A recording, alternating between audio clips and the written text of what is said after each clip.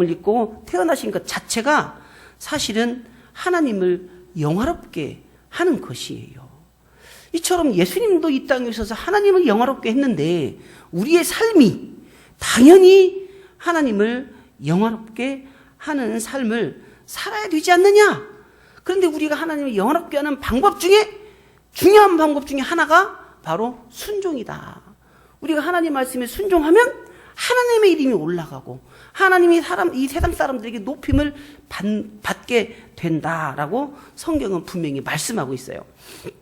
그리고 이 성경은 순종을 양식이다 이렇게 얘기를 합니다. 이것도 요한복음 4장 34절에 보면 예수께서 이르시되 나의 양식은 나를 보내신 이의 뜻을 행하며 그의 일을 온전히 이루는 이것이니라. 나의 양식, 예수님이 먹는 양식은 하나님의 뜻을 온전히 이루는 것이다 라고 이야기를 하고 있거든요. 그렇다면 예수님도 순종이 양식인데 우리도 당연히 순종이 양식이 되어야 되겠다라고 하는 겁니다. 자, 이 말씀 속에는 쭉 뭐가 사실이 밑바닥에 이렇게 형성되어 있냐면 처음에 필요, 사람의 필요가 채워지지 않으면 죽음이다 그랬어요. 지금 우리는 물질적, 관계적, 영적 필요 중에서 영적 필요를 지금 다루고 있어요. 근데 영적 필요인 이 순종의 관계가 올바로 형성되지 못하면 영적 필요가 온전히 채워지지 못하면 죽을 수 있다. 그러니까 양식이다. 이 얘기를 지금 이렇게 포함하고 있는 겁니다. 자, 이 말씀을 한번 볼까요? 성경에 이 순종에 대한 예를 제가 세 가지를 말씀드리겠는데 야고보서 4장 7절에 보면 마귀를 대적하라. 그리하면 너희를 피하리라는 이 능력의 말씀을 우리에게 주셨어요. 예? 예. 우리 믿음의 사람들이 마귀를 대적하래요. 그러면 그들이 피한대요. 물러간대요. 이 대단한 권능 아닙니까? 능력 아닙니까? 우리 사람에게 믿는 자에게 주신 권능 아닙니까?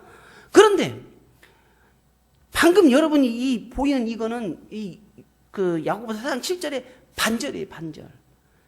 우리에게 그런 능력을 행사할 수 있는 선제 조건, 전제 조건이 하나 있어요.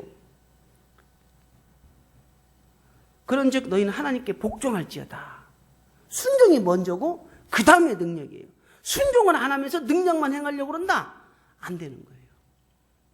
이 본문을요, 복종할지어다. 이 본문을, 이 내용을 잃어버리는, 간과하는 분이 종종 있어요. 이게 먼저예요. 우리가 순종할 때 능력을 주신다. 이걸 꼭 알아야 됩니다. 그 다음에 또 이거 있어요. 민수기 22장부터 25장까지 보면 이런 게 있어요. 22장에서 24장은 그 발락 왕이 발람 선지자를 특별히 초청해서 이스라엘 민족을 저주를 하려고 그러죠. 예? 그래서 이 발람 선지자가 그 3번이나 장소를 옮겨가면서 이스라엘을 저주를 합니다. 저주를 하는데 저주가 통하는 게 아니고 오히려 하나님의 강한 축복이 갈수록 축복이 더 세지는 거예요. 그래서 이스라엘 민족을 암사자 같게 하겠다라든지 막 숫사자와 같이 하겠다라든지 이러는 거예요. 이 엄청난 이 뜻밖의 결과가 22장에서 24장 사이에 이런 일이 벌어져요. 근데 민수기 25장에 가서 갑자기 이스라엘 백성들 24,000명이 전염병으로 죽어버려요. 갑자기 25장에서 와서 왜 갑자기 이런 일이 벌어지느냐면 바알부올, 바알신을 부올이라는 지역에서 이스라엘 백성 중 몇몇이 섬겨요. 절을 해요. 바알에게. 그리고 그 이방인 여인과 음행을 해요. 그랬더니 그 외부의 적이 이스라엘을 공격한 게 아니고 하나님이 재앙을 내려요. 전염병 24,000명이 죽어요. 그러면 민수기 24장과 25장의 차이는 뭐냐? 이스라엘의 철저한 순종이 있을 때는 아무리 강력한 저주가 안 통하고 하나님이 다 보호해주고 막아주고 지켜줘요. 그런데 25장에서 불순종을 하니까 하나님이 직접 벌을 내리시는 것을 볼 수 있어요. 이처럼 순종과 불순종의 차이는 생명과 죽음이라고는 엄청난 큰 차이를 가지고 있다는 것을 여러분 꼭 기억하시면 좋겠어요. 그 다음에 하나 더 보시면 그 사무엘상 15장 22절의 말씀, 이거 중요한 말씀이고 다 아는 말씀이잖아요. 사무엘이 이르되 여호와께서 번제와 다른 제사를 그의 목소리를 청종하는 것을 좋아하심 같이 하겠나이까? 순종이 제사보다 낫고 듣는 것이 순양의 기름보다 나으니 이랬거든요. 이 사울 왕에 대해서 지금 얘기하는 거잖아요. 여러분, 제사, 순양의 기름은 또 제사를 말해요. 뜻하는 거잖아요. 그러니까 한 번 더 반복하는 거예요. 강조하는 거죠. 제사가 사소한 게 아니에요. 하나님이 제사를 가볍게 여기는 게 아니에요. 제사 굉장히 중요하게 여기십니다. 예배 굉장히 중요합니다. 그런데 그 예배 속에 순종 없는 형식적인 후화찬란한 예배, 내용 없는 껍데기 같은 예배는 기뻐하시지 않으면서도 그러한 예배보다 더 중요한 건 순종이다라고 분명히 얘기를 하고 있는 것을 볼 수 있습니다. 자, 성경은 순종을 양식이라고 하는데요. 이 세 가지 사건들을 볼 때 특별히 두 가지를만 가지고 보더라도 하나님이 주인임을 인정했는가? 민수기 25장에서 이스라엘 백성들이 하나님을 주인으로 인정했는가?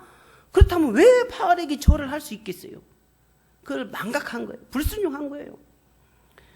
자신이 종임을 인정하였는가? 사울 왕도 마찬가지고 하나님을 영화롭게 하였습니까? 사울 왕이 왜 하나님께 버림받았냐면 아말렉 족속을 진멸하라 그랬거든요. 아각 왕도 죽이라고 그랬는데 어쨌든 하나님이 도와주셔서 승리를 했는데요. 기념비를 세웠어요. 이 기념비라는 것은 왕의 치적을, 왕의 업적을 자랑하는 옛날부터 고대 나라들의 전통적인 그 문화예요. 습관이에요. 그래서 사울 왕 자기의 업적을 자랑하는 기념비를 세웠어요. 그리고 아각 왕을 포로로 잡아오고 양과 새의 좋은 것을 잡아왔어요. 여러분, 이 사울 왕이 아각 왕을 포로로 잡아올 때 영화 같은 거 보면은 그 시대도 그랬는지 모르겠지만 서부 시대에도 이랬어요. 그 적군을 잡으면 이렇게 포로로 이렇게 손을 묶어요. 밧줄로 묶어갖고 왕의 그 말 안장에다가 줄을 딱 묶어놓고 왕은 말 타고 가고 포로는 이렇게 하고 뛰어갑니다. 뛰어가다 넘어지면 질질 끌고 가고요. 백성들한테 이 모습을 쫙 보여준 거예요. 보여주면서 효과가 뭐예요? 내가 사울 왕인데 내가 이 정도 된다. 하나님을 영화롭게 한 게 아니고 자신을 쫙 이름을 올린 거예요. 그것이 하나님 눈에 금방 벗어난 거죠. 그래서 사울이 버림받은 것을 볼 수 있습니다. 그러니까 이 세 가지를 다 위반한 거예요. 그러니까 순종한 것이 아니다 이런 이야기입니다. 순종은 하나님을 영화롭게 하는 것이에요. 아버지께서 내게 하라고 주신 일을 내가 이루어 아버지를 이 세상에서 영화롭게 하였사오니 이 말씀을 잘 기억하셔야 돼요. 사실은 어떻게 보면 이 말씀이 오늘 이 설교의 핵심 본문일 수도 있어요. 사실은. 근데 여러분, 순종은 우리가 축복의 수단으로 생각하는 경우도 있어요. 이게 틀린 건 아니에요. 맞긴 맞아요. 맞긴 맞는데 궁극적으로 순종을 하는 이유는 축복받으려고 그러는 게 아니에요. 순종했더니 복을 주시더라는 이 명제를 가지고 보면 목적은 축복이고 순종은 수단이 되는 거예요. 여러분, 11조 헌금을 왜 합니까? 11조를 했더니 헌금을 했더니 복 받더라. 그러면 투자잖아요. 투자. 10만 원을 했더니 100만 원을 받더라. 투자잖아요. 거래하는 거예요. 거래. 하나님하고 딜하는 거예요. 거래하는 거라고요. 11조는 그게 아니잖아요. 하나님이 나의 주인이시고 나의 필요 모든 걸 채워주셨는데 10분의 9는 네가 쓰고 10분의 1만 하나님께 드림으로 하나님이 나의 주인이시고 물질의 공급의 주인이심을 인정하라는 뜻이잖아요. 만약에 바꿔서 10분의 9를 나한테 바치고 10분의 1을 네가 써라 하면 어떻게 할 거예요? 해야지. 근데 10분의 1만 바치라고 하니까 감사한 거예요.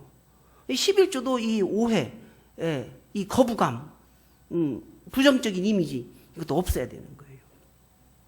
이처럼 순종은 축복의 수단이 최종 목적이 아니에요. 순종하면 보너스로 주시기는 해요. 근데 이 순종의 궁극적인 목적은 하나님이 영화롭게 하는 거예요. 이걸 분명히 알아야 돼요. 그래서 우리가 순종하면 내가 복 받는다 이게 아니고, 순종하면 하나님께서 영광을 받으신다. 나의 순종이 하나님을 영화롭게 하신다. 이런 이야기예요. 여러분, 순종의 중요성을 신앙생활하는 분 치고 모르는 분 없어요. 제가 순종에 대해서 아주 몇 년 전에 책을 보고 보면서 순종에 대해서 아주 은혜를 받았어요. 그래서 제 머릿속에는 순종이라는 큰 개념이 딱 자리 잡고 있는데, 이 순종을 가만히 묵상을 해봤어요. 왜 우리에게 순종하라. 이건 무슨 뜻일까? 아니, 하나님 말씀에 순종하고 하나님 뜻에 순종하고 그거 모르는 사람이 어디 있어요? 근데 진정한 속뜻이 뭘까? 이거를 몇 년 동안 내가 매일은 아니지만 이렇게 묵상을 해봤어요. 나름대로 깨달음이 왔어요. 자, 뭐냐면 성경은 순종을 매우 강조하는데, 이 성경에서 말하는 순종은 무엇이냐? 이런 거하고 비슷해요. 요즘은 안 나와요. 옛날에 제가 중고등학교쯤 됐을까? 그때만 해도 좀 본 것 같아요. 그 시골에 흑백 TV, 시골에 마루 이렇게 시골집에 있는데 마루에다가 테레비를 딱 놓고 툭 치면 나오고 툭 치면 안 나오는 테레비 있잖아요. 네? 그거 보면서 저 인천에 사는 애비야. 내가 뭐 테레비를 꼭 뭐 사달라는 것은 아니다. 이렇게 말하잖아요. 굉장히 웃기잖아요. 그죠? 예.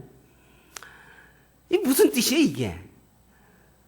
TV 사지 말라는 뜻이에요? 사달라는 뜻이에요? 예, 사달라는 거잖아요.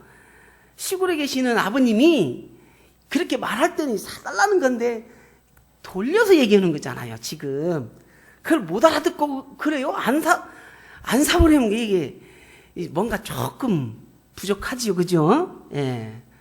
여러분, 하나님이 순종하라 하는 이야기를 아주 강조합니다. 왜 할까요? 하나님의 속뜻이 뭘까요? 예? 이 시골 영감님의 속뜻이 따로 있는 것처럼 말하고 뜻이 달라요. 그런 것처럼 하나님이 순종을 하라고 자꾸 말하는 이유가 있어요. 속뜻이 있어요. 그럼 뭘까요?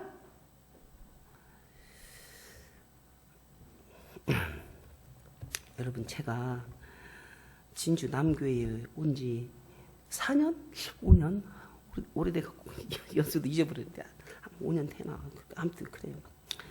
제가 서울에 있을 때나 포항에 있을 때나 보면 좀 대형 교회에 좀 있었어요. 그럴 만한, 그래야 되는 이유가 있어요. 여러 가지. 그것까지 얘기하면 길어지니까 생략하고요.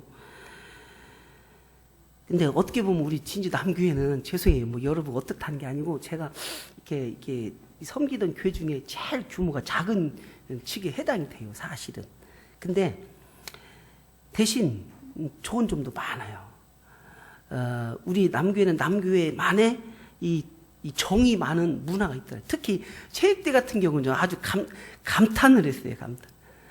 체육대를 하는데 아이부터 어른까지 소외됨 없이 우리 남교회만의 독특한 방법과 문화가 있고 너무 좋더라고요. 뭐 큰 교회를 막 그냥 그 이벤트 업체 직원 불러갖고 막 음악 빵빵빵빵 하고 막 도구 써가면서 하는 것도 재미있는데 그거보다 훨씬 더 낫더라고요. 그리고 제가 남교회에서 우리 성도님들 사랑을 참 많이 받아요. 우리 담임 목사님도 참 저한테 여러 가지 배려를 참 많이 해주시고, 예를 들자면 오늘 뭐 주보에 우리 전도협회 뭐 광습회 같은 경우 안 해도 굳이 되는데 뭐 큰 교회 있을 때는 전혀 그런 거 병함도 못 내밀어요. 예? 그리고 뭐 제가 얘기 별로 안 하지만 큰 교회 있으면서도 제가 그 교회 있으면 우리 전도협회 기관이 헌금도 조금 해주실 법던데 전혀 없었어요. 큰 교회는 그런 거 없었어요. 근데 이제 우리 남교회는 목사님이 알아서 다 해주시고 또 성도님들도 저한테 잘해주시고 기도하실 때도 보면 그 교육 목사님과 우리 두 분의 전사님들 꼬박꼬박 빼놓지 않고 기도해 주시는데 큰 교회에서는 없어요. 그런 거 생각하면 참 제가 진주 남교에 와서 참 사랑 많이 받고 있고 참 너무 좋다. 그러면서 제가 남교회를 사랑하게 돼버렸어요. 그럼 뭐 사랑 안 합니까? 그러는데 사랑을 좀 과하게 지금 해버렸어요. 나중에 보니까 뒤돌아보니까 내가 너무 나갔더라고. 이렇게 그런 게 몇 가지 있더라고. 몇 분만 하시고 대부분은 몰라요. 뭔 말인지. 그런데 이미 발을 푹 담근 김에 이 얘기 좀 한번 하려고 그래요. 순종의 중요성을 모르고 순종이 하나님 뜻이라는 걸 모르는 사람이 어디 있어요. 이 마지막 부분이에요. 근데 가만히 생각해 보니까 하나님의 속뜻은 뭐냐면 하나님께 순종하라, 말씀에 순종하라. 이건 당연하고 그 말은 곧 하나님이 세우신 권위자에게 순종하라. 이 뜻이라는 것을 제가 깨닫게 됐어요. 자녀들은 부모에게 순종하라는 거예요. 네? 여러분, 권위자라는 말, 요즘 시대에 되게 인기 없는 말이에요. 다원주의 시대가 오면서부터 권위주의는 상실됐어요. 권위를 내세우면 안 되고 친구처럼 지내야 되고 함께 지내고 이래야 돼요. 근데 다원주의라는 건 이 세상의 철학이에요. 그러나 하나님의 말씀은 하나님이 세우신 권위자는 권위자대로 인정을 해야 되는 거예요. 이게 명확한 하나님의 질서요? 이게 순종입니다. 하나님은 나의 주인이고 나는 하나님의 종인데 그래서 순종함으로 하나님이 영원롭게 한다는 뜻은 방법이 뭐냐고요. 방법이. 제가 오늘 하는 설교가 그렇게 인기 받을 설교가 아니라는 것을 제가 알아요. 그러나 하나님의 말씀의 뜻이 무엇인가를 설교하는 게 목사지 맞춰서 인기 얻은 거 사랑하라, 축복받으세요, 용서하세요. 그런 얘기를 뭘 할 줄 몰라서 이 얘기를 하는 게 아니고요. 제가 진주 남교를 너무 사랑하게 돼버렸다고 그러는데 이제는 적절한 이제 선으로 돌아올 건데 오늘 어떻게 보면 좀 마지막으로 한번 오바 조금 더 하려고 그래요. 제가 많은 교회들을 다녀보고 이렇게 하잖아요. 그러니까 여러분은 남교회만 계속 다녔단 말이에요. 그러니까 저는 여러 교회를 다녀보면서 객관성이 좀 있어요. 중립성이 있고. 그런 측면에서 제가 볼 때 우리 남교회 성도님들에게 제가 꼭 드리고 싶은 첫 번째 말씀이 있다면 순종이라는 얘기를 드리고 싶어요. 이것도 잘 이해를 잘 하셔야 돼요. 막 그냥 무슨 말 하든지 다 그냥 들어. 따지지도 말고 묻지도 말고 그런 얘기 아니에요, 여러분. 그런 얘기 아니에요. 중심으로 순종의 마음이 있어야 돼요. 우리 장로님들 또 담임 목사님 하나님이 세우셨어요. 특별히 이분들은 기름 부었어요. 하나님이 기름 부음 받은 자들이 그런 분들이에요. 불신자한테는 이런 말 해봐야 필요가 없어요. 못 알아들으니까. 그러나 하나님을 믿는 예수님을 믿는 하나님의 자녀들 백성들은 이 말을 꼭 귀담아 들을 줄 알아야 돼요. 여러분 제가 이번 한 주간 단순히 은혜 받았다고 이 말씀 준비한 게 아니고요. 정말 꼭 말하고 싶고 내 남교회를 사랑하니까 내가 이 말씀을 드리는 거예요. 사실 저 오늘 좀 안 했으면 했었어요. 목사님께 목사님 다른 교회들은 보면 이게 담임 목사님 안 계실 때 지역에 명망 있는 원로 목사님이라든지 이런 분 모시는데 이 성도님들한테 부족한 저보다 낫지 않겠습니까? 건의를 했는데도 불구하고 하라고 하셔서 지금 하는 거예요. 한 김에 제대로 하자 이제 이런 거예요, 여러분. 여러분 제가 여러분한테 잔소리를 하거나 절대 그런 마음 아닙니다. 우리 남교회를 사랑하고 사랑하는 마음으로 이 말씀을 드리고 몇 년 동안 묵상하고 하면서 제가 깨닫고 정리된 말씀을 드리는 거거든요. 우리 성도님들도 이번 기회에 제가 여러분과 함께 나누는 이 귀한 말씀을 잘 그걸 좀 생각하시면서 우리 남교회가 하나님 보시기에 아름다운 교회, 또 하나님을 마음껏 영화롭게 하는 귀한 우리 진주 남교회가 되기를 주님의 이름으로 축원드립니다.